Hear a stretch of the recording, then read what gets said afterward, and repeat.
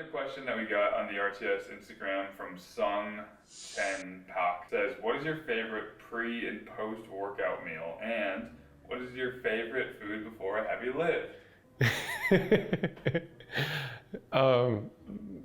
This is, I don't know. I don't think about stuff like that, you know? So I would say that I don't worry too much about heavy lifts outside of the gym.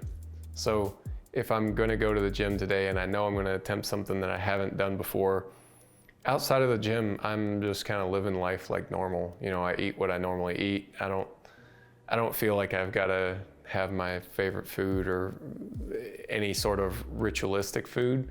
And I mean, I think the same goes for music and stuff like that. I mean, I've got a video, an old video of me squatting in this commercial gym. This is back in my equipped lifting days, doing like a 900-pound double.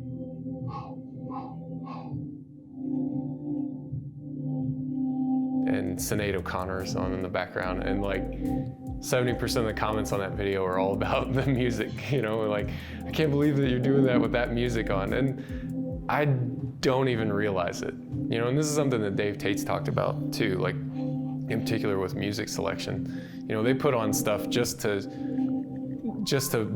be a joke to other people in the gym, because for you, when you're lifting, you're not even thinking about that. And I get that that's not everybody's experience, and that may even just be a minority experience in general, but that's where I'm at, you know.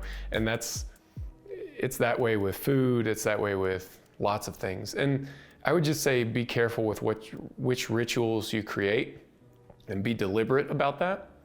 I had a friend of mine who was a fighter pilot, and we had a lot of really cool conversations in the realm of pursuit of mastering a skill, because I mean, essentially being a really awesome fighter pilot is mastering a skill as well. And we talked about rituals, and you know, in powerlifting specifically, especially around technical things, we try to create these rituals. You know, you set up the same way every time. You put your hand here, and then you put that hand there, and then you breathe this many times, and then, you know, you create these rituals, and you can control it and do it the same way every time. And for a lot of things, that's effective. But if you ever are in a situation where you don't do that ritual, now you're off, right? So for him as a pilot, specifically around pre-flighting the aircraft, you never knew when you would have time to do that and when you wouldn't, I suppose, specifically in a combat situation. So he was always careful to intentionally pre-flight his aircraft a different way each time.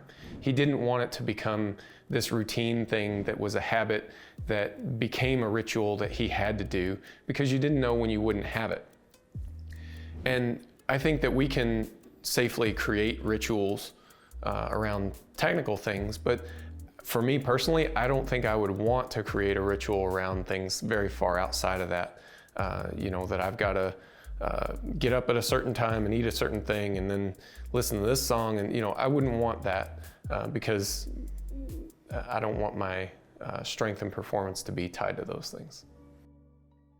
Thank you for watching this video. If you are an athlete, if you are a powerlifter who loves training and wants a better training management system, we have a free online training log that allows you to log your training, write block reviews to analyze the blocks that you're performing, meta block reviews so that you can look at all the blocks across the board and try to dial in the variables that are contributing to your progress the most. Send and save videos for all of your lifts. You can also track your fatigue with an online track system and help you make better training decisions, how much volume you might want to implement, and so much more. So if you're interested in that, check out reactivetrainingsystems.com, sign up. It's all free for you to use, and hopefully you can hit some more PRs.